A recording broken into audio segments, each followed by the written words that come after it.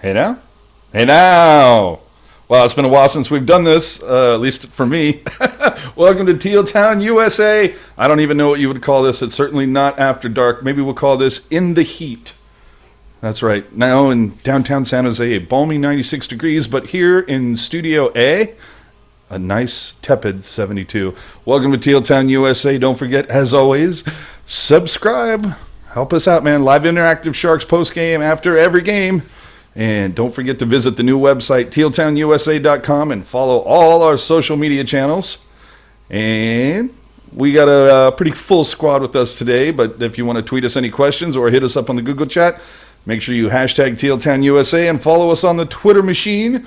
Tonight we have the one and only hockey_jerk. Well, you have me for now. There's nothing saying I won't melt in the next hour. That's true. Ian may have to run out to the pool. Hockey Jerk may have to run out to the pool. Ian Blogs Hockey is with us. How are you today? I'm fantastic. How are you guys? Alrighty. And, of course, from down south where it's probably a little bit nicer, Eric Landy. He's covered in clothes. No, look, it's hotter than balls in San Diego right now. It's like 92, 93, so not that much better than NorCal at the moment. Oh, dear Lord.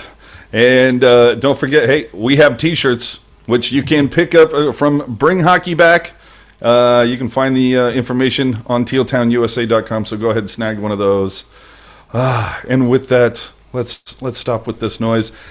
Hey, AJ_Strong here. How you guys doing? So we got some stuff to get into, boys. And numero uno, the Sharks have made themselves a little bit of a trade.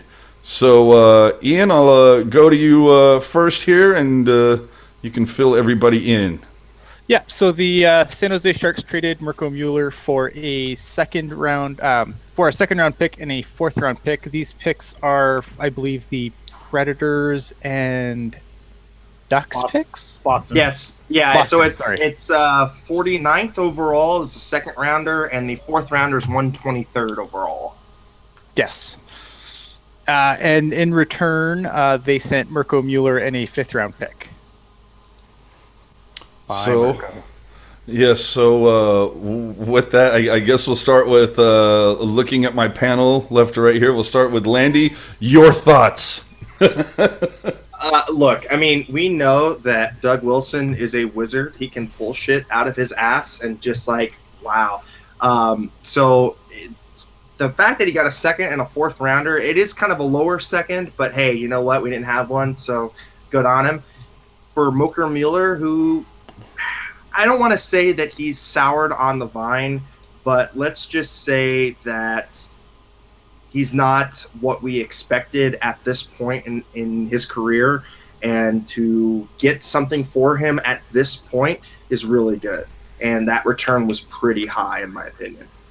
Yeah, I was impressed. We all know how unimpressed I am with the drafting that the Sharks do on defense in the early rounds. So somehow Wilson, I thought, got back a. I was definitely happy with what they got back in that deal. Jerkman, what say you? You know, the way that everything has kind of unfolded the last year, I mean, it kind of sucks, but it's kind of nice at the same time because, you know, going into this season, I had high expectations for Mueller, considering he had looked a lot better towards the end of last year. And even during the season, I thought he was on a stable pair on the Barracuda with Bergman, and then something about the playoffs just threw him off his rocker. And you can go back on my Twitter feed to March and April. I was constantly on Roy Sommer for his deployment of Mirko Mueller. And the fact that the Sharks were able to get a second and a fourth for Mirko Mueller, who, keep in mind, they were going to have to expose anyways, and they had obviously soured on. I think it's an absolute win, and I think that his level of play and the forward steps that he made going from the end of last year to, I would say, spring before the playoffs this year, I think helped boost up his value a little bit. Yeah, Ian, I think you're pretty familiar with this guy. Hell, don't you lick this guy's face from time to time? No, I licked Goldobin's face. Oh, that's true. That's true. My bad. My bad. No, look at Mirko. In my opinion, Mirko made some strides, but based on draft pedigree, there weren't big enough strides probably for what we should have expected him to be at this point. And while I still think it's too early to call him a bust, the risk was absolutely there. And with a logjam of defenders that are going to be on the Barracuda as well as the Sharks this year, I think that moving a guy for that return when you could have lost him in the expansion draft for nothing on an incredibly long shot, that would have been like a dark horse pick for sure, but it was possible. So to pull a second and fourth round for him and a fifth is pretty good return. Yes, me likey. I will take this one big time. And he got passed on the depth chart by a few people from what everybody's saying, including Mr. Ian Reed. So yeah, absolutely. I mean, Joachim Ryan and Tim Heat are absolutely past him on the depth chart. I think that they're both going to challenge for jobs in San Jose next year. I don't know if they'll win jobs, but they'll definitely challenge. And especially Heat. I mean, I was surprised that Mirko saw as much time in a Sharks jersey this year as he did, to be completely honest. Well, that, and I think the other thing, too, is you also have to remember Dylan DeMello is still on this team. So he's definitely a bona fide NHLer at this point. So he had already passed Mirko. Joachim Ryan, like Ian was saying, had definitely passed Mirko and Heat. And, well, we just figured out that Heat and Ryan Carpenter just got both matching 2-year extensions. So they have some long-term plans for both of those players. So it kind of makes sense. I mean, unfortunately, the chips landed, and they landed in favor of Heat and Ryan instead of Mirko. And I just want to – oh, sorry, go ahead. Finish up. Oh, I was just going to say that, you know what? Mirko had an extended opportunity in his first year. Mind you, the Sharks did rush him, and they thought that, we've got another Marc-Edouard Vlasic. His game is going to translate directly from the WHL to the NHL. It didn't. They gambled, and that gamble failed, and broke him as a prospect, in my opinion. But he did have his shot. And unfortunately, it just didn't work out. So, you know what? New Jersey organization is very good at developing defensemen, and it's wonder what that's like. Well, I don't know. We haven't been able to do that. So, well, that's not true. Here's the thing. Just to add to what Landy said, though, another interesting point is that Heat's second year of his deal was a one-way deal. So obviously, I think the Sharks obviously see Tim Heat as a long-term, as a guy on the Sharks roster going forward. Ryan also had, I think both of Ryan's years are two-way. I think the other thing that you got to look at too is you're either going to be losing a Martin, a Dylan, or a DeMello, or heck, even Schlemko. So you've got 4 exposed defensemen right there, and Tim Heat could definitely fill into one of those spots. You know what? Tim Heat could definitely replace a Schlemko as far as being a puck mover and that offensive presence on that third pair. And he could, I think he could be a better defender, quite honestly, than Dylan. So, you know what? There is a space available if Vegas does, in fact, pick who we think they're going to pick, one of the defensemen that's open. Well, let's talk about those fucking guys for a minute. As they pointed out, Ryan and Heed got 2-year deals, Carpenter as well. But I would have swore that I had seen something from Landy's all-time favorite tweeter, the mayor.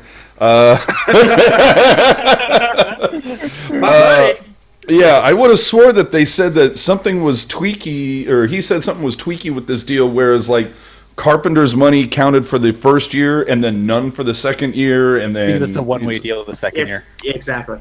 Okay. Well, it would have been nice if he would have, perhaps brought that up, but only 140 characters. What are you going to do, guys? But and you are talking about a questionable King's source. Here we go. Let's not flame other people here. He had it before anyone else. I'm just saying. That's true. Okay. There you go. So, Hockey Jerk, what say you on these deals? Well, I'm very happy with all 3 of the signings. All 3 of these guys were big contributors with the Barracuda this past year, and if you go back to previous shows, tweets, whatever, I said that Ryan Carpenter should have been in the NHL at the beginning of last year. And his stats with the Sharks this year don't indicate anything super exciting, but he's a super reliable center in the AHL and the NHL. And, I think his advanced age gives him a advantage over a guy like Chris Tierney, where, Ryan Carpenter's played his way through the lower levels and he can more gradually, become a regular NHLer. And I think he's absolutely ready for that this coming season. And it's kind of why I was thinking the Sharks wouldn't protect Chris Tierney, but now they have. So it makes for an interesting scenario for the Sharks' bottom six. And then, as Landy and Ian talked about, Ryan and Heed both are going to challenge for Shark spots this year. I think if the Sharks do lose David Schlemko, I think that they'll have no problem putting Tim Heed right into that slot. I know Ian can correct me on this, but was Tim Heed the highest scoring defenseman in the AHL this year? He was up there. I'm pretty sure he was. He might have been passed, but based on the games played, he would have had more points per game. Yeah, so there you go. Obviously, Heed has great experience. He can run a power play, and it's been said many times before, the offense from the Barracuda blue line lives and dies with Tim Heed, and we saw their power play take a drop when he was called up to the Sharks in the middle of the season. And so I think if the Sharks do lose the Schlemko or even a Dylan DeMello, I think Tim Heed is an excellent player to put in. And then even with Joakim Ryan, I think Joakim Ryan can play in the NHL as well. But I think just to add on top of that, the way that I see it breaking is if you lose a Schlemko, you're going to have a Heed replace him. If you lose a Dylan, I think you'll have either Ryan or DeMello replace him as an everyday kind of NHLer. Ian Reed. Yes, sir.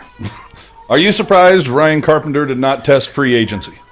A little bit. I thought, look at these guys have a closing window of NHL. Him and Grosnick both really have a closing window of NHL potentially, making the NHL. So obviously, I think having the one-way deal on the second part of his deal shows that the Sharks see him as a long-term solution, which I think would, you've been around a group for so long. It's nice in Southern California when you're not getting heat stroke at 11 o'clock in the morning, I'm sure.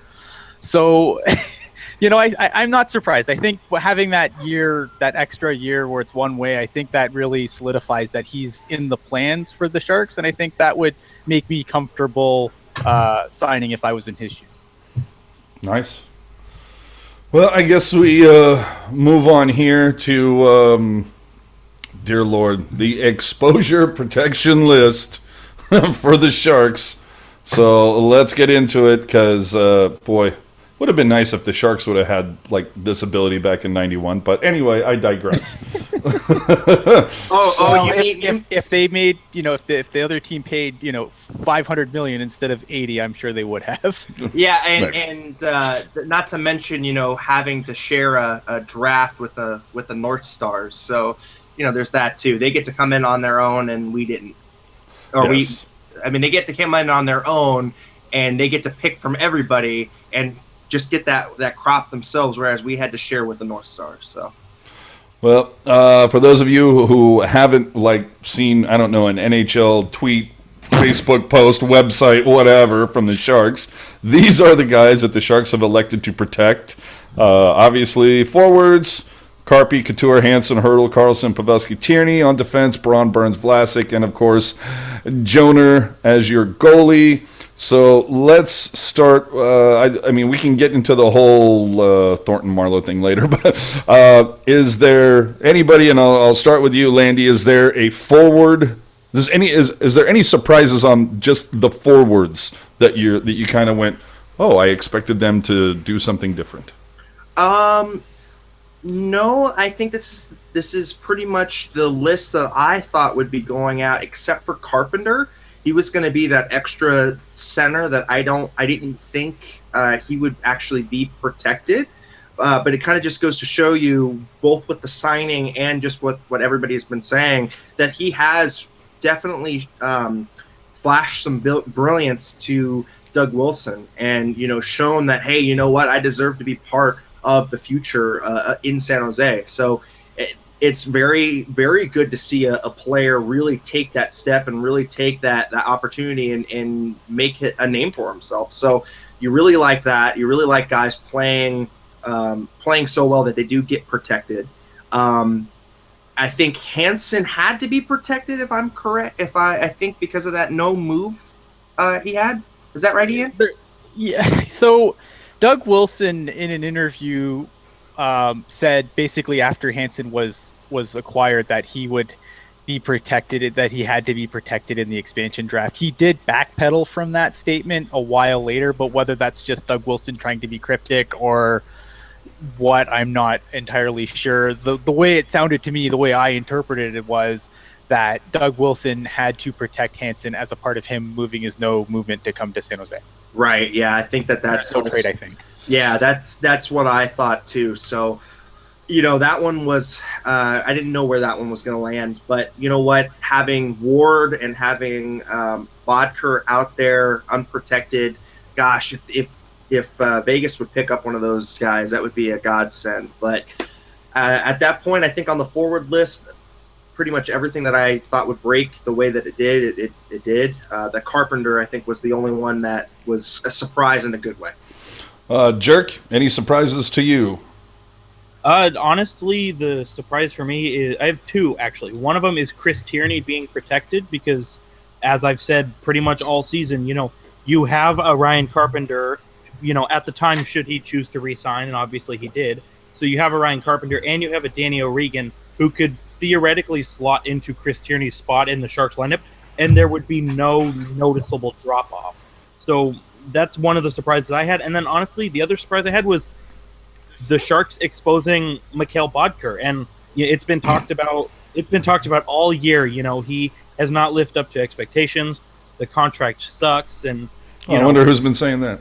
Yeah. Couldn't have been anybody here. No. Yeah, tired from the World Cup. We get it, but you know, the Sharks signed him to a 4-year deal, and typical Sharks fashion is to give a guy a longer leash and say chalk it up to, you know, growing pains. And so I'm more surprised that they didn't protect Bodker, just because I expected them to be like, oh yeah, Bodker's going to have a good year next year, like he'll be okay. So I was surprised that they were so ready and willing to just not protect him, especially when you've seen guys who were signed to similar contracts that had a similar output being protected. You know, I believe Louis Eriksson was protected, and I know Andrew Ladd was protected too. So it's definitely a change of pace that the Sharks are, after 1 year, just like, yeah, okay, we can expose that guy, and if we lose him, whatever. I think the other thing, though, that was kind of interesting is the Sharks were in pretty good position as far as who they had to protect. I mean, we have some stuff going on in the chat just basically about Donskoy and his eligibility, and it just happened to work out great that, you know, we picked him up in European free agency. He doesn't have enough NHL experience to be part of the exposure rules, so he didn't have to be exposed. A lot of the young kids on the Barracuda are all fresh from their junior career, so that's also really good. A lot of good breaks happen that way. And then, of course, you have a Thornton and a Marlowe who are both free agents that, you know, didn't have to be protected either. And let's face it, I mean, we've got Kevin Kurz saying, oh, there's no under-the-table handshake deal, wink, wink, wink, wink. Bullshit! Yeah, exactly. I call total bullshit on that, only because you had him come out and say, oh, well, both Marlowe and Thornton are at the practice facility. Do you really think the Sharks would let them use the practice facility, would keep medical tabs on both of them, you know, just keep tabs on both of them if they weren't coming back? That anybody who thinks, oh, they're going to be leaving, or oh, they're going to test free agency, I'm sorry, but both of those guys are coming back, and hopefully they're on 1-year deals. That's all I ask. See, that's my question. Yeah. But Thornton was at a Barracuda game, though, so I don't know why people are still confused. yeah, look at we already TTG5 people, TTG5. Wasn't he there to be the new color guy for the CUDA? No, I'm kidding. Yeah. Well, no, I think he was trying to pick out who he's going to pass to on the power play. There you go. I'd go to Ian Reed, but this is his protection list, so I mean the Sharks took it. So, Well, I could chime in on the Bodker thing though, because I'd like to kind of chime in on that. yeah, fuck that guy. I think that the list didn't surprise me because the Sharks obviously had to expose two players that met the 40 game /70 game rule. And for those that don't understand, a player who played 40 games this year or 70 between the last 2 years and was under contract for next year, you had to leave two of those guys exposed at forward. So it really came down to, I'd say 4 guys that you'd have to choose from: Hansen, Bodker, Tierney, Ward. So I'm not really surprised that they threw a Bodker out there, not only because, look, the Sharks have some contracts coming up that they're going to have to pay. If this Thornton and Marleau are both coming back thing is true, and I'm not 100% sold it is, I think one of them will be back. I'm still not sold Marleau's back. They're going to eat some money. They're not coming back for $1 million each. You have Vlasic to extend. You have Jones to extend. Hurdle to extend, and then you have coming up, Couture's coming up, Pavelski's coming up. There's a lot of money out there you got to worry about. So I just think that so I just think that leaving a guy like Bodker exposed and hoping that Vegas takes the bait from a financial situation makes a lot of sense. Yeah. We did get because while you guys keep an eye on the chat, I'm keeping an eye on the Twitter machine, and we did just get a tweet from our buddy Nedich asking, who did Teal Town USA expose to the expansion draft? Puck Guy's AOL connection. That's who we exposed to the expansion draft. Oh, and to save the suspense, Puck Guy did go to the Apple side. Yes, it's about time. So we exposed Kevin Lacey too. I was going to say, yeah. TTG exposed Kevin Lacey, and we talked about buying him out, but we're not 100% sure yet. I don't know. That cap hit going forward is going to be pretty tight. Yeah, man, that's a pretty significant fee that you have to pay to keep those turtlenecks coming. Well, and you know what? There was a problem, too, because Drew retired, but we still have his rights, so it threw everything into whack. Yeah, because if he comes back from college free agency, we get to keep his rights. And I feel once again the show has gone off the rails. So that's the protection list for the forwards. We can get into the defensemen if you like. I mean, I really don't think we need to kind of go over the goalie. So protection. Really? Yeah, really? I think we're okay there. But defense, I mean, Vlasic, Burns, Braun. Obviously, we've heard Perry Sateri is a tragedy. Yes, of course.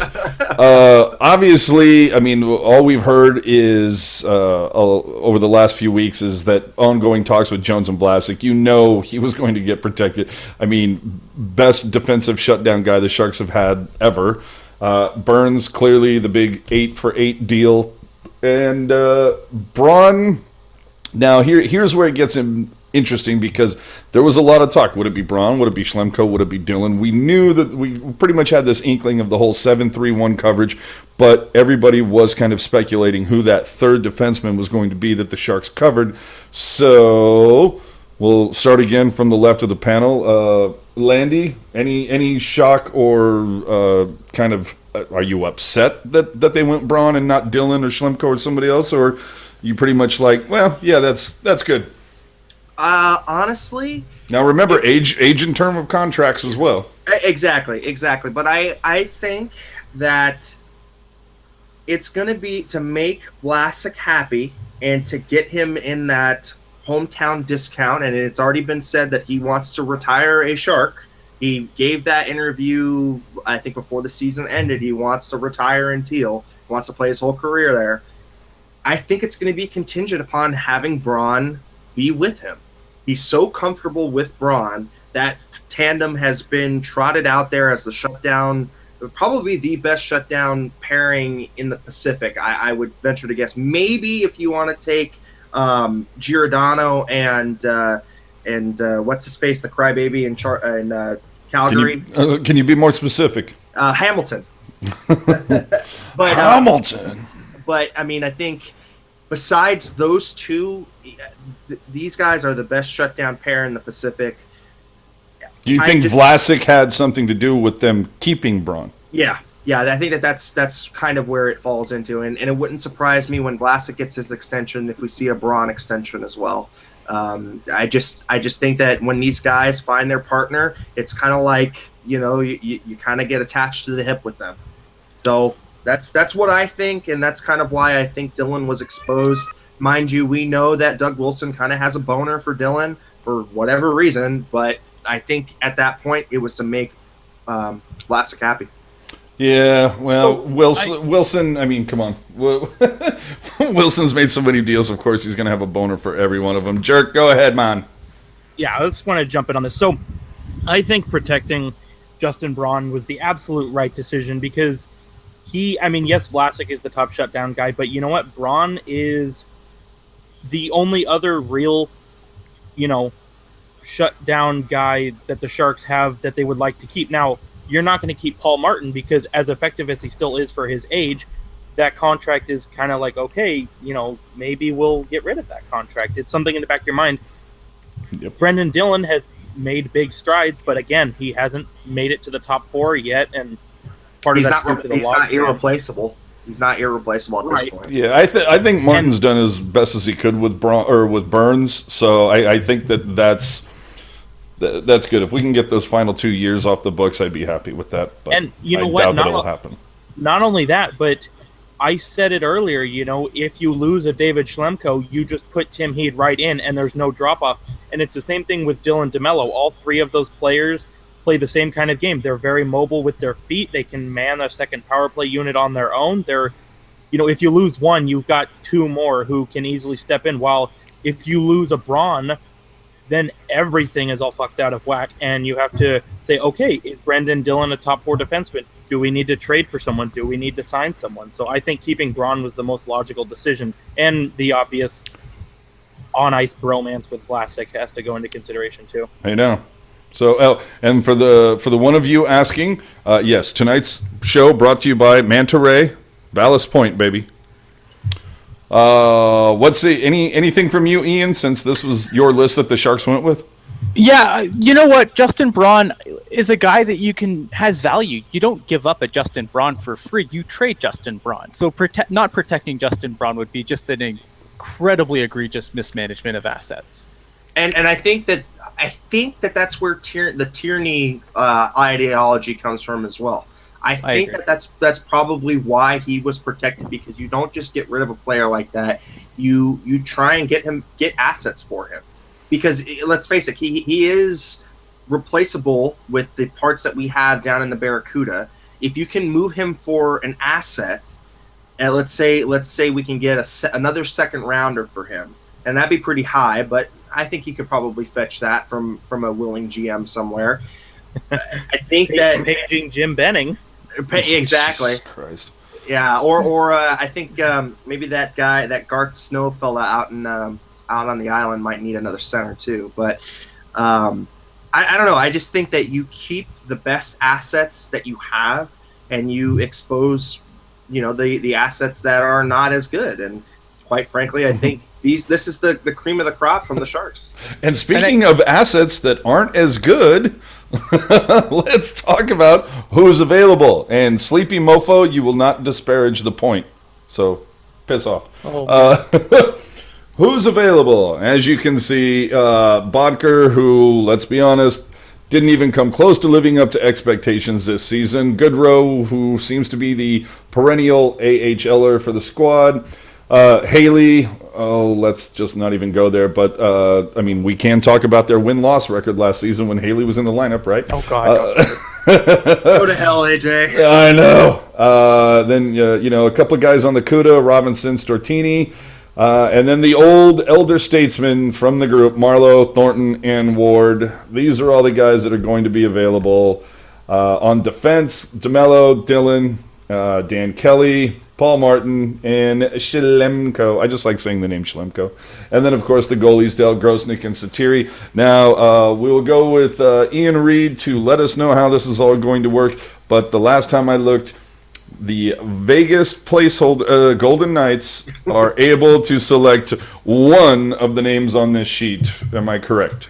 That is correct. Okay, then. So, if you are the Vegas Knights, who are you taking, Mr. Ian Reed? I would take either Brendan Dillon or David Schlemko. Pick one and stick with it. Either or. Look, you know what? I said Schlemko on Twitter earlier, so I'll stick with it. Schlemko is a serviceable bottom pair defenseman, good cap hit. You can't really go wrong.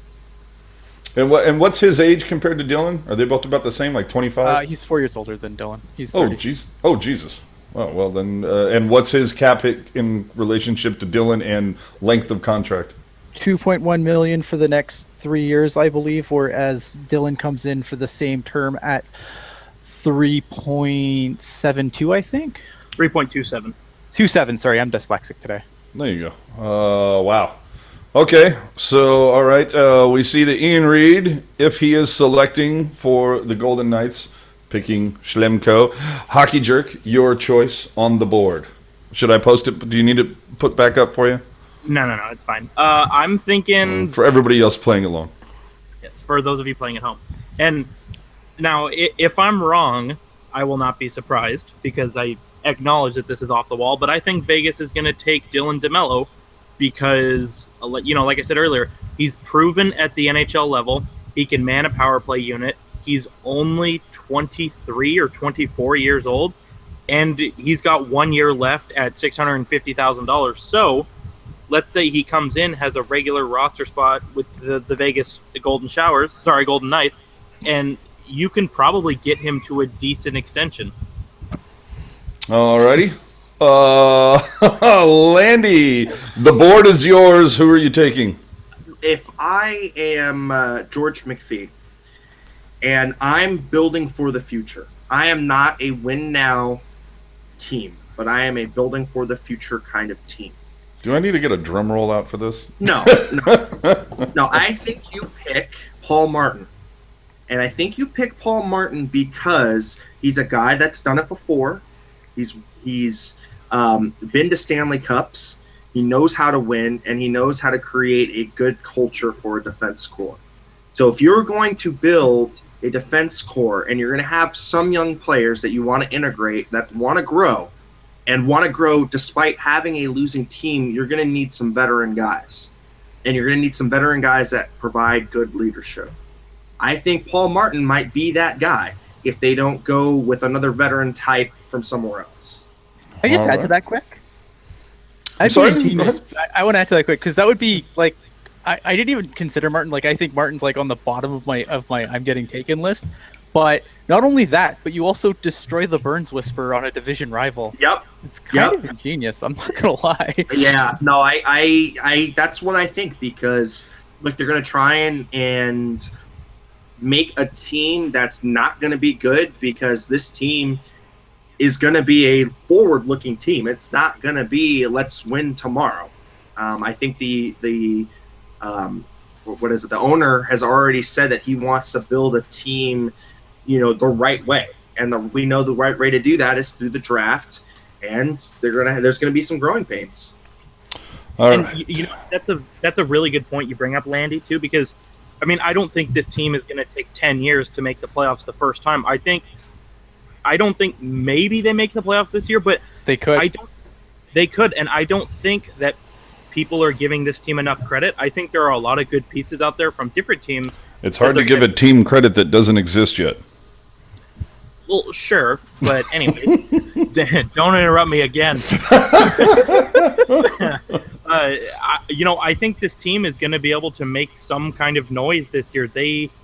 I wouldn't be surprised if they challenge for a playoff spot down the road, down the road in the season. Whether they make it or not remains to be seen. But I don't think this team is just going to be a total bottom feeder. No, I think it's going to be a wild card contender. I really do, definitely. Because there's enough third, fourth, second pairing defensemen out there that are going to be good. So you're going to have you'll have a middle of the pack defense, but you'll also have kind of an offense that might have a little bit of depth to it because you're exposing a lot of except depth. for down the middle. Yeah, let me just shut all this shit down for a second and tell you why these guys are all wrong. Now, everybody knows that I'm begging the Knights to take Mikhail Bodker off our hands. We know that's not going to happen. But what is going to happen is McVie is going to look at that win-loss record when Haley's in, and that's who he's going to take. He's going to waste his selection on signing Michael Haley as a UFA. I'm gonna burn my one pick on a UFA that I could get for the league minimum On July 1st. Yeah. Oh, geez.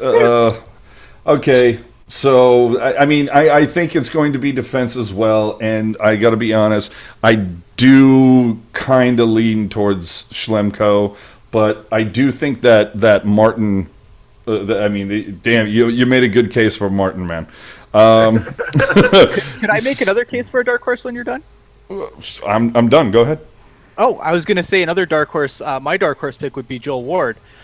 This is Joel Ward wasn't that great last season, and he's definitely up there in age, but he's a player that McPhee's familiar with, and it's really it's a low risk, possible high reward pick.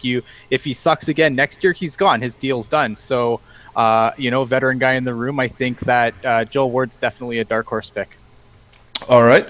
I just want to add that something that was kind of funny was I saw a tweet come in that Rob Blake called up George McPhee and be like, "Can I give you a first round and a prospect if you promise to take Marian Gaborik? Please take Marian Gaborik." And apparently George McPhee laughed him off the phone. So it was pretty good. Netich coming in on Twitter asking if calling Ward a dark horse is racist. I didn't say you know this. What? And it this sucks because in the chat I said that this show would have, I said it'd have less racism, not no racism. So I guess I'm still covered. Damn it. All right. So we talked about the Sharks. Notables that are available around the league. As you can see, I mean, Vatanen from Anaheim, Daddy Demers over in Florida, the piece of shit that is Dustin Brown, obviously Gaborik, Stahl, those are some decent names. Some other notables out there, obviously another former Shark, Desjardins over in Chicago, Van Riemsdyk, and of course every goalie that Dallas has ever had in the last couple of years is available. Marc-Andre Fleury, I think a lot of people are projecting him to be taken, and what are you going to do? But of course, the last name on the list, we'd be remiss if we didn't say holla. Holla! So with that, I'll start. Let me go first. I want to say a couple things. All right, good, because I have to take a leak anyway. So, coming in on the Twitter machine, best player overall that was exposed, and we'll take all of your opinions. You don't have to go by the two screenshots that I threw up there. These are just some notables, but go ahead. But we'll start. Hockey Jerk will pontificate, but then we move on to best player available at forward, at defense, and at goal. In your opinion, Hockey Jerk, go. All right, so a couple things that stand out to me from this list for starters. I have it on good authority that the Minnesota Wild have to be doing something with Matt Dumba, a player as good as him and as young as he is. There's no way you just let him go for free. And I'm fairly certain, and I think the other panel members can help me out here, but I'm pretty sure that Sami Vatanen is already a Vegas Knight through some kind of backdoor deal. Am I wrong here? I've heard similar rumblings, but until I see it, I don't know. Right. I agree. I think Vatanen was going to be lost either way, so they're going to try and make something up for that. Yeah, definitely. And it's the same. I think I read something involving Trevor Van Riemsdyk and Marcus Kruger between the Blackhawks and Vegas, which if I'm Vegas, I don't do it. I don't want either of those players, to be honest. But hey, if you get first round picks out of it, and you are really setting this team up to be a future team and not a win now team, fuck it, I'd take bad contracts and get first round picks. I mean, and not in this draft. You hold a gun to their heads and say, look, I want picks from next year's draft, because next year it's going to be pretty deep. That is a very good point, and I'm pretty sure Vegas already has 2 extra firsts unofficially in their back pocket. So I've heard 3. Like, really? Jeez. Well, there you go. Yeah, I heard as well 3. And not to mention what else goes down on draft day itself. Right. Well, the thing that I like that I saw reported earlier today, where it says the Blue Jackets have reportedly agreed to send the Knights a first-round pick and a prospect to ensure that Jack Johnson, David Savard, Josh Anderson, or Corpusalo, are chosen. That's what I think is so great. We'll send you a first round and a prospect to ensure that none of these other guys are taken that we really want to protect. And it's just kind of like, well, isn't this defeating the whole purpose of what we're trying to do here then? Am I the only one that doesn't understand this love affair that everyone seems to have with Jack Johnson? Like, I just No, he feel he's sucks. the most overrated He sucks. defenseman in the league. Hey, you know, somebody believes in the guy. What are you going to do? Hey, there was a goofball who was clearly off his rocker. He gave Bodker a 4-year deal. I mean, you know, there are guys out there that you can get some GM to believe in for some godforsaken reason. It's called the I can fix it because nobody else fixed it. Can fix it syndrome. You know, Please let's not hashtag I alone can fix it. Okay. Let's not go there. You know what I think is interesting for the protected list, though, is I think, like, Minnesota, I think having Eric Stahl out there is, like, the perfect thing, because if I'm Vegas, I'm taking a hard look at Eric Stahl over Dumba because you have nothing down the middle. Yeah. And I still think Eric Stahl could be, at worst, a number 2 center in this league and probably a 1A at this point in his career. So how funny would it be, considering that they have nothing down the middle, if they took both Thornton and Marlowe? Well, then they're set. We'd be For 2 years. We'd be remiss if we didn't mention that Vegas already has Vadim Shipachyov from the KHL on the roster, That's true. who led his team in points last year and is a top 6 center and will be a Vegas Knight top 6 center this year. So one center, but ideally when you have 2 top 6 lines, you need 2 top 6 centers. Again, I don't play it. I'm not a GM. I just play one on TV. Yeah. Cheryl asking in the chat, doesn't Jumbo have to agree, though? Yes, of course. UFA, it's just that the Knights, they get first crack to talk at him, right? Before he becomes UFA. So, you know, if they were to, you know, give him something insane like, oh, we'll give you 5 years at 6.5 per, you know, and a no trade clause and all that. I mean, who knows if Thornton maybe is thinking, you know, I've been here what for feels like, you know, 15, 16, 20 years. Maybe a change of scenery for a couple years would be okay. But I think we would all be in agreement that if Thornton and Marlowe are going to agree to play for another team, it's not going to be for an expansion team. It's going to be for a contender, because they're at the twilight of their career and their name is still not on the big shiny thing. And I think we can all agree that that's the one thing that they kind of would like. Yeah, I completely agree. Yeah. So, I mean, what do we think about that right now? And I'll start with you, Jerk. I mean, and I know that we've covered this topic, I think, all goddamn season long, but we'll just run it up the flagpole one more time real fast. Come October 12th, 10th, whenever the hell opening day is, are Thornton and Marlowe either or in Teal? Joe Thornton is, because he was at a Barracuda game, so obviously set in stone right there. That should be enough. We shouldn't. Is that TTG 5 on that one? The TTG 5. Yeah, it is. Yeah. You just remember we reported it first. Okay. Yes, but you know, he was at the Barracuda game.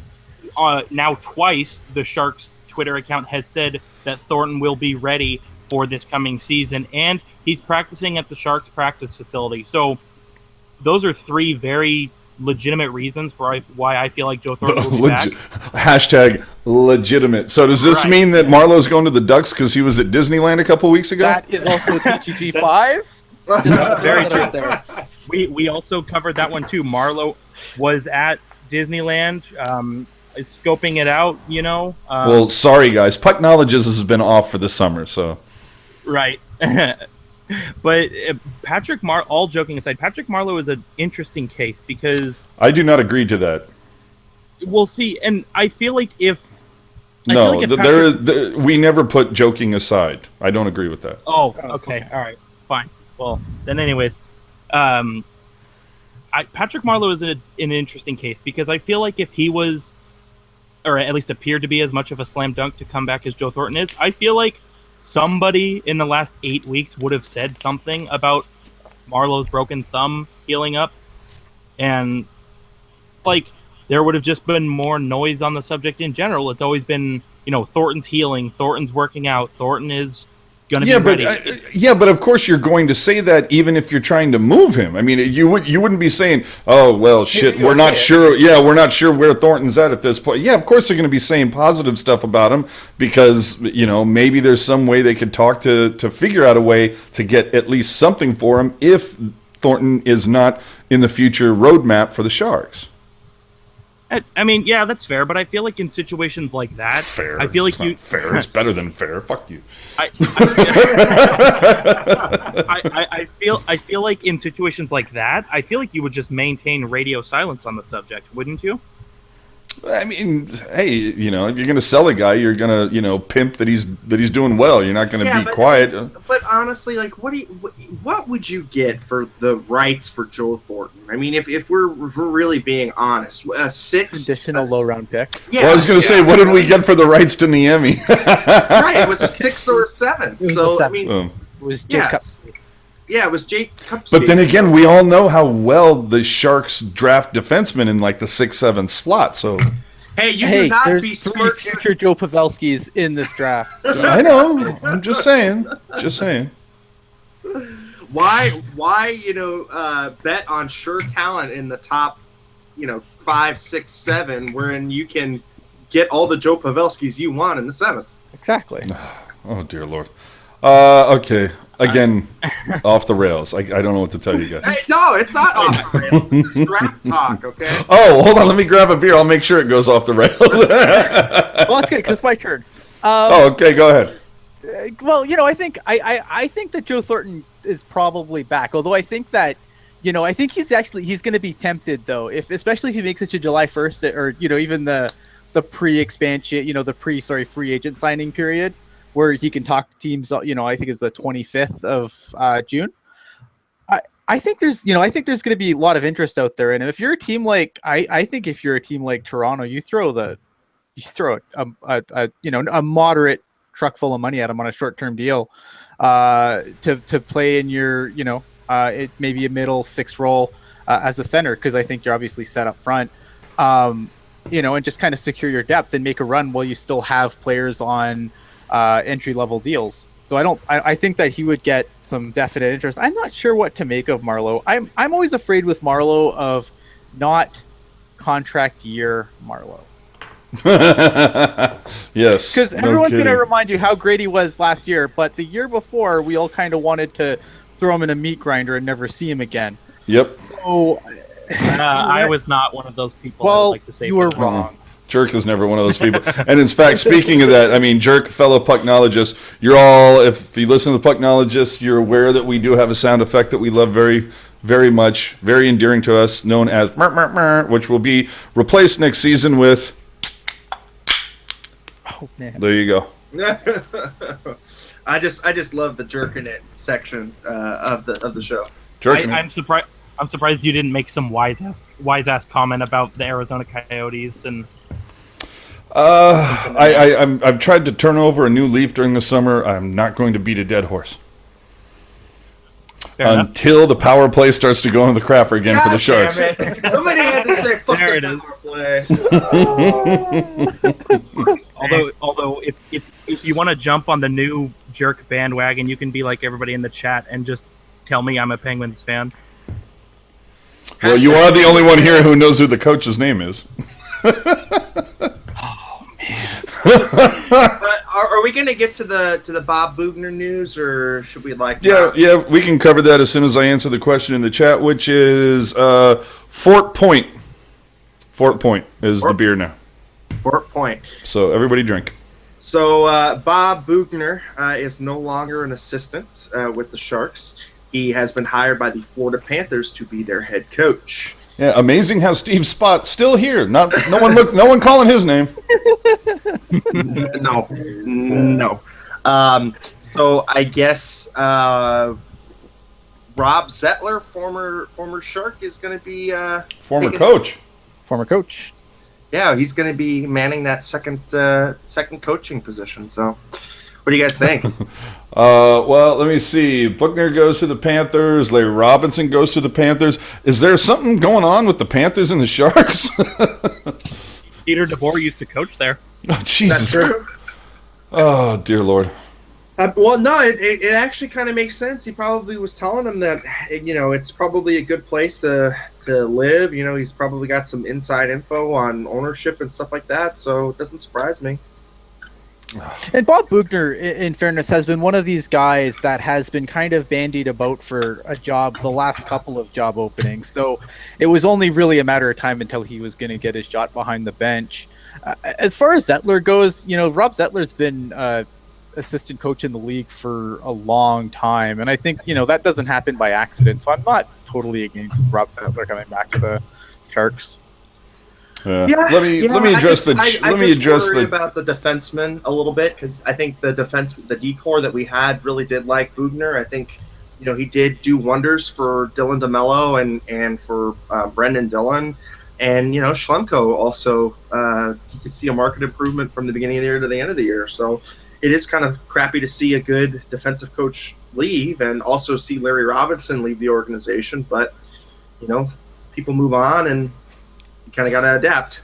Yeah, Gen X calling for the promotion of Sommer because he's clearly qualified. He has put in his time in the AHL. I will give him that. Yeah. The term overripe might be used. Well, let's cover a couple other off-season transaction and happenings. For those of you who weren't aware, the Sharks did re-sign Donskoy to a 2-year deal worth $1.9. And Carlson got a 3-year deal worth $2 per. So I think we're all kind of happy with those deals. I think Donskoy had the hot rookie, quote unquote, rookie season with the Sharks, and then obviously did not do well last season. But I think, Ian, I think we can see Donskoy bounce back. You got a 1-year show me deal. Playing through separated shoulders is not easy. Not that I've ever tried to do it. Yeah, it's a 2-year deal. Oh, 2-year. I mean, but even still, I mean, it's a show me deal. It's still a show me deal. It's a low cap hit. It doesn't hurt. It could be easily moved if necessary. And I think that judging last season, when you're talking about dislocated shoulders, that's a tough thing to play through. It's a tough thing to come back from. Hopefully, a healthy summer, and he's going to be good to go.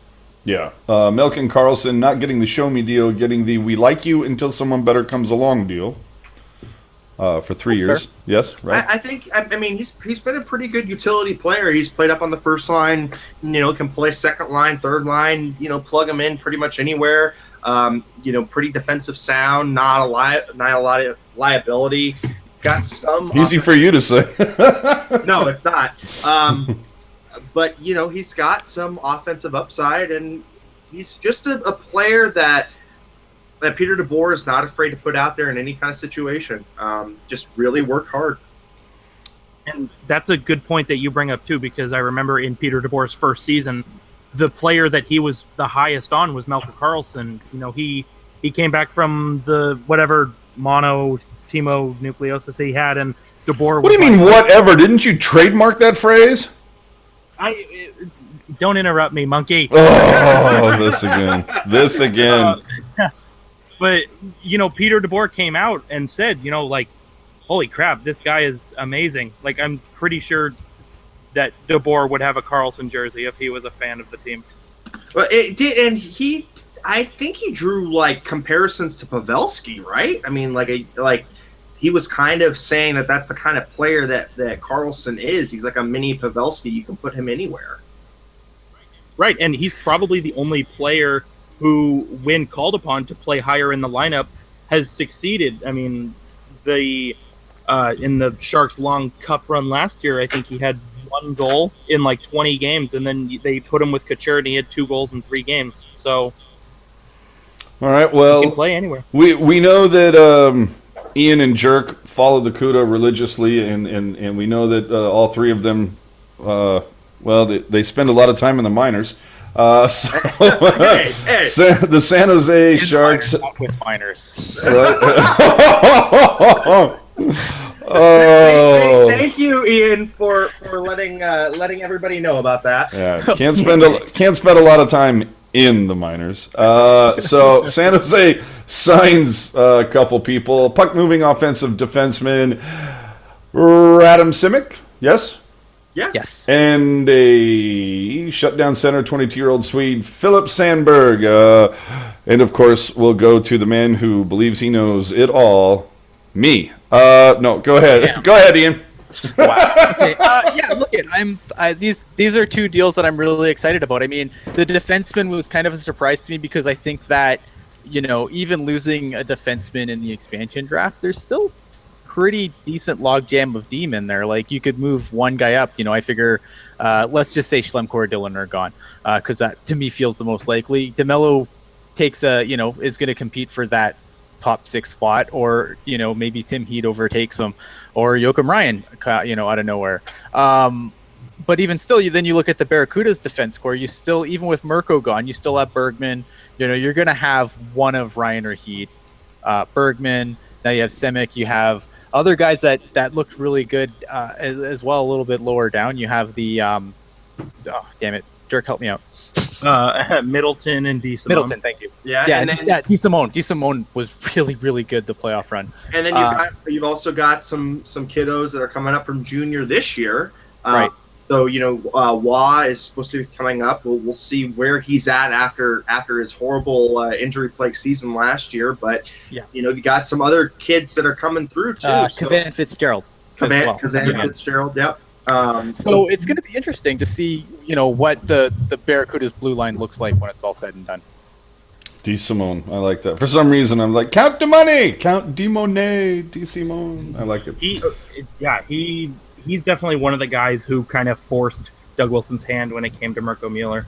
I guarantee you, Gen X is the only one that's going to get that reference. What about Grosnick getting a 2-year extension? Very surprised. Surprised and good on Doug Wilson. Yeah. I mean, look, he definitely put in the time last year and definitely showed that his previous season wasn't a fluke. So, you know what? If you can continue to build on that, the area that we thought was going to be the worst for the Sharks, the goaltending, has started to kind of shown a little bit of a strength again. I mean, I'm not saying that it's back in the heyday of when Was was having a Toskala, a Kiprusoff, and a Nabokov. I'm not saying it's that. Yeah, let's not all go to Strelo up in here. But you do have a collection of fairly decent goaltenders, Dell and Grosnick, and you know what? I wonder if we're going to have another one that's going to be surprising. So. You know what? Good on Yevgeny. I really think he's done a good job with the goalies. Yeah, and I knew Gen X would get that. Okay, let's hit the. There's just a few more things to kind of review. So let's talk about the Sharks have made themselves some changes to the tank this season for the Whales, and I'm not talking about the Canucks. I'm talking about the guys who bring the big cash to the table. We now have a Chairman's Lounge, no longer a restaurant. The Chairman's Lounge, which is going to be great because that means now the guys who have tickets in the first 3 rows where the camera can really spot him, those people are all going to, if the Sharks have their way, are going to be rubbing elbows with each other, is trying to make deals at a hockey game rather than actually watching the hockey game, because they're going to go hang out in the VIP, the Chairman's Lounge.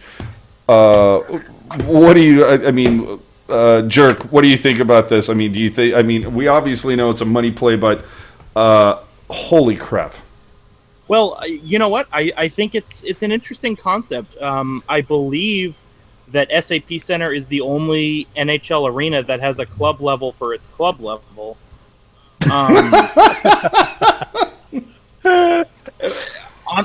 Honestly, though, like, I don't really care. Like, I've been at games with you. I sit in the top row of the upper deck. Yeah, like, well, bother me. and I've been to games with Rocket where we've sat in those glass seats because nobody was sitting there. And that's fair. And that's the thing that I'm a little nervous about is, can you imagine game 5 or home game 5, 6, 7? How long is it going to take for the Sharks to go, when we show this on TV, there's certainly a lot of empty seats up against the glass. I mean, yeah, it's a worthy concern, obviously, but I mean, I would hope that the people who pay the money for those tickets aren't, strictly looking to make business. I would have to think that the people paying for those tickets are business owners who just happen to be hockey fans. Yeah, it just feels to me like the Chairman's Lounge is just going to be like one huge VIP suite that can't look at the ice. So, I'm not a fan of this move. If anything, I think they could have changed or made the whole party area above, in the very upper level above where the Zamboni comes out, where it has those open air stuff and they do all the party things. Just make that into one huge lounge, because at least you can sit up there and you can hobnob, and they could put really good food up there and do all that stuff, and they can figure out a way to do a private entrance with the elevator and everything. But at least there, while you're hobnobbing, you can actually watch the game as it's happening and not on a flat panel TV in the corner. Oh, look, to me, this just screams another tone-deaf move by the business ops of the Sharks. We've come on here and we've specifically stated, look, you want to get attendance back up again. You've got to look at a different pricing model. You have to cut this crap out of screwing Shark Pack holders over the niceties that normal season ticket holders get. Yeah, season ticket holders should be rewarded, but there should be more of a tiered package system like they do in baseball versus they do in the Sharks. It just, to me, it's just another tone-deaf move by the business side. Okay, hold on. Great message coming in. Okay. Have you ever watched the Grammys or the Oscars or whatnot? They do crowd shots, and you'll see 18 people on stage accepting an award, and then they do a crowd shot, and there's not one empty seat out there because they have seat fillers. Boom. That's how you solve the issue.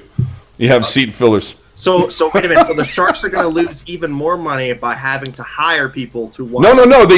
No. What they do, they sell some extra seats for people to just hang in the concourse, and then they have a little pager, and when their pager is boom, they run down there. They watch the game for 8 minutes while some highfalutin CEO goes and hobnobs, and then boom, when the CEO comes down, the guy runs back up to his spot. Seat fillers, man, wave of the future in hockey. I'm telling you. Yeah, I think that this move comes from the fact that you have teams like the Giants, and we're not going into other sports. I just want to kind of go over their models. You have teams like the Giants, you have teams like the Warriors, you have teams like the Niners, who all have these prestige level places for where these business wigs are going to go and try and spend money, and maybe they can schmooze some sponsorships out of them. I just don't think that the audience is that kind of audience for San Jose. And they really want it to be. They really want there to be high rollers and these people that are just there to show off their money. But I just don't see the fans in San Jose being like that. And you know what? I don't think it's going to work. Start the hashtag now, seat filler or GTFO. So we'll see what happens come October. By the end of the month, if we see the Chairman's Lounge have an impact on those seats, it probably wouldn't be as big of a problem if that lounge was on the opposite side where the camera isn't going to see those seats, nearly as much. But we'll see what happens. Maybe the shots are a little tighter next season. You don't see as many of the first few rows, but who knows? There's another thing we could get into, the paperless ticket debate, but I don't even want to go there. I know people are upset about it, the season ticket holders that don't get actual, tickets that look really nice anymore. The frameable ones are gone, right? Yeah, everything's digital now, and basically what it is that it's made it so you have to resale through Ticketmaster, and you can't go beneath a certain threshold when you're reselling them. Even if the values are crap, if you're a season ticket holder, you have to use Ticketmaster or I mean, like you could try to sell them on StubHub or some other thing. Like you could print them out and then you have to meet like it's much more of a hassle now. But it's so the Sharks can ensure that you don't sell them below a certain value, and if you do, there's an option in the season ticket holder agreement that they can kill the agreement because you're devaluing the product that they're selling. So, yeah, I mean, that's a whole thing we can get into later. But let's get into the fun part. It's coming. New jerseys. We're not talking about the Devils. That's right. The shift from Reebok to Adidas. Mirko Mueller's New Jersey Devils. Hey, now. He's been waiting all fucking night to say that. I'm telling you right now. So the jerseys will be revealed on Tuesday, evidently. I don't know about you. I think I'm guessing that these jerseys are going to look exactly like what we saw in the World Cup last summer. They're gonna like the neckline. You can even see it in the teaser graphics that the Sharks have put out over the last week, where it has the same kind of fabric. I think the neckline is going to change. I don't think we're going to see laces anymore around the neck. It's going to be that neckline from the World Cup. Oh, those are ugly. Well, the thing that really gets me is I have an authentic Canadian World Cup jersey, and the reason why I went authentic because I looked at a replica at the Shark store, and you know what the difference is. The current jerseys that the Sharks have, when you put on a replica or you put on an authentic, the neckline fits almost exactly the same. Right. When you do the authentic versus replica, the necklines fit totally different. The replicas, they're very wide, and the authentics are very tight. I mean, they're not lacy turtleneck tight, but they're very tight.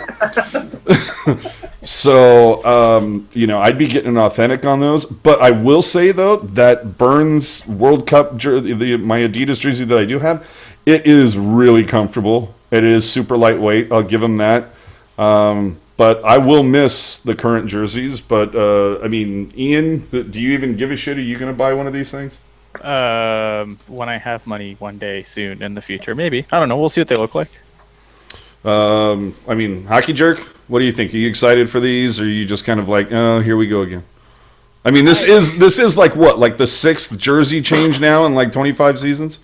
Yeah, I mean, I don't know. I don't think it's going to be as dramatic as it's being made out to be, because if you recall, in the 06-07 season, and this is a shout out to Puck Guy, in the 06-07 season, the Ducks changed their jerseys and their logo and their color scheme completely. Well, the Sharks made a pretty significant change as well. And well, hang on, I'm getting okay. So they did this logo color jersey change while they were still under CCM, and then 07-08 was the first year of Reebok, and Anaheim's new Reebok uniforms was just a very minor tweak of the new uniform the Ducks unveiled the previous year. So I think that it's going to be similar for the Sharks jerseys, especially because if you look at the thing that the Sharks put out on Twitter, I mean, the entire front of the torso looks relatively similar. Yeah, I'm going to go with, my money is, like I said, it's going to be a teal version, essentially, of the World Cup jerseys. And the laces are no moss. Laces are gone. It's going to have the World Cup neckline. But other than that, everything pretty much going to be the same. But here to tell you that everybody's wrong except him is the one and only Jersey maven himself, Puck Guy. Jerseys? Did somebody say jerseys? Holla! I believe somebody said Vancouver. Oh, nobody said that. Go ahead, Puck Guy. We can talk about it with Shorthouse. I can't do it. My stomach is still fucking killing me right now. The jersey font's going to be the same. I like how they're going to go with the black collar around. That's going to look cool. But what do you think? But it would have but the little teal right here or something. It might have a teal thing. Let's hope like hell there's no orange to it. It's going to have that really wicked cool. If you've seen MLB, that fancy chrome patch, that's going to be where the NHL logo is. So that's going to be cool. The materials used to make the logo are super light, and supposedly so will the lettering. Won't be breathable, so it's going to look amazing. But don't get your hopes up for a complete transformation. I think they're waiting for that on the alternate jersey next year. And I will be the first to say I think we're going to be seeing Screaming Shark for the new alternate jersey. I wouldn't be surprised if we And see it sooner than that. yeah, it wouldn't surprise me if you do, but for the alternate, yes, I totally agree with Landy. And if you'd like to know more, I've written an article about it for tealtownusa.com. And Go check it out. And we'll have a jersey reveal show on Tuesday, and we're hoping to have a special guest on there too. Oh, did Puck Guy say a show? A show. Are we talking about shows this week? We're talking about shows this week. And with that, I need to go to the bathroom. Have a good night, everyone. Wow, that took a dark turn, ladies and gentlemen. This week's lineup, as you can see, the Jersey Reveal show on Tuesday. That's right. It almost feels like we're back in hockey season, doesn't it? Jersey Reveal show. It's just a tease. Well, we'll see what happens. And then we're going to do an After Dark, the awards edition, because a member of Teal Town USA, we're not going to tell you which one, but we're actually sending a representative there. I mean, we're not paying for it or anything, but they're just going to happen to be there, and they're going to check in. So we'll find out if Burns does get the Norris and other things that happen. And we're also going to be seeing the schedule, the NHL schedule finally released. We've already seen the preseason posted, and we'll see the Knights twice. Good for them. And then Teal Tinted Glasses is going to have the draft recap show. So busy week, even though that we haven't had hockey in a couple weeks. We're already feels like we're into November. But it's going to be a busy week, and I know you guys are probably like, well, it's 98 degrees outside and there's nothing on but baseball. Yeah, hockey talk sounds like a good thing. So I think with that, I mean, geez, we've gone on, we've droned on for a little over an hour. So I think we should probably just do final thoughts and where everybody can find you. So let's start with final thoughts. Eric Landy, we shall go to you. Your final thoughts as we go into the awards week and all the fun stuff. It's going to be one of the most fascinating and quite honestly most fun off seasons we've had in a long time. It's going to be interesting to see where all the chips fall with the Vegas team. And look, I mean, I was a little depressed. The Sharks got bounced out pretty quickly, but it's nice to see just a steady stream of news in the off season this time around, and we don't really have to wait too long for hockey to come back again. I'm Eric Landy. You can always find me on Twitter at Eric Landy. You can find me on Instagram at landy.eric or Eric Landy. I don't know, something like that. And just hit me up, and I'll be on a few of these shows coming up. I like how Landy makes you work for it to find out where he is. Hockey Jerk, That's right. Your final thoughts, buddy, and where the people can find you. So, final thoughts. I'm not a Penguins fan. I want to reiterate that. He only knows the name of the coach. That's it. Yes, their coach. Wasn't he a I former don't remember. Shark? Anyways, he Yes, could he have been. I think I was him at one point, Oh, okay. but I don't remember. I don't know. My avatars have changed so much. So you can find me on Twitter at hockey_jerk. You can also find me as the alternate captain for road games on Teal Tinted Glasses with my good friend Ian Reed and sometimes Kevin Lacey and Who's going to be exposed and gone at this point. yeah. I mean, we're buying them out, so it's not even worth saying. And then Sorry, Kevin. God, I mean, what the I turtleneck don't- budget must be for that. it's unbelievable, and It's purely a cat move. we say the show is at 7 and we don't start till 7:30 because he's fluffing his turtleneck and his agent has to be here. So wait a minute. All right, does he have somebody to fluff his turtleneck? Can we not, guys? Can we not? We're not after dark yet. Come on. But yeah, so Teal Tinted Glasses, the Pucknologists, we're gonna be back soon, I think. October. I don't know, October. October, apparently we're coming back October. It's gonna be a fun summer, so you all should stick around and check it out. I've heard we're actually not the pucknologists, but I have been hearing rumblings that we might actually see a special guest between now and October. We'll see how that works out. Ian Reed, your final thoughts, where the people can find you and the next time TTG goes live. Okay, so I'm Ian Reed. Obviously, I wrote an article this morning, pretty much as soon as Obviously, he's Ian Reid. Obviously, okay.